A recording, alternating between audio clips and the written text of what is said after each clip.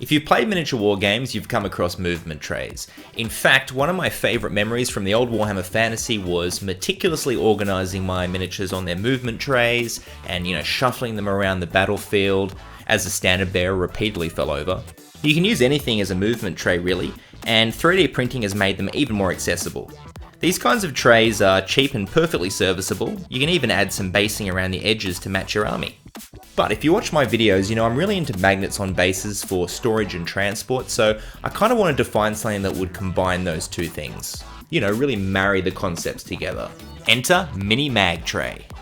I was lucky enough to receive a bunch of these in the mail to test out, and I say lucky because I've always wanted to make something like this, but I've never had a way to cut metal.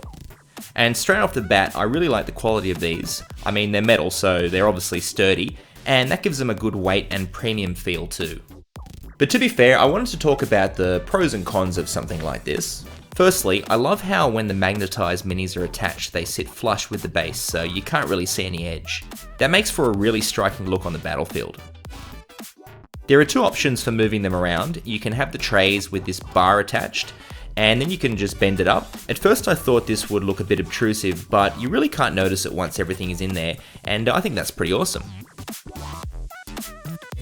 The other option are these attachable handles which you just plop on your movement tray in a convenient spot. I don't know if I prefer this to the movement trays with the handle attached, but it's nice to have options. I honestly can't see many negatives with these movement trays. Obviously, because it's a more premium product, you're probably going to have less of them than with, 3D printed ones. And if you're going for a no-handle look, they can be a bit heavier to move around due to the added weight of the metal. But you know what? Maybe that's a positive because it takes you back to the good old days of metal miniatures. Overall, I'm very happy with these, and if you use magnets on your bases, it's just a no-brainer. Just really adds to the convenience of the whole thing.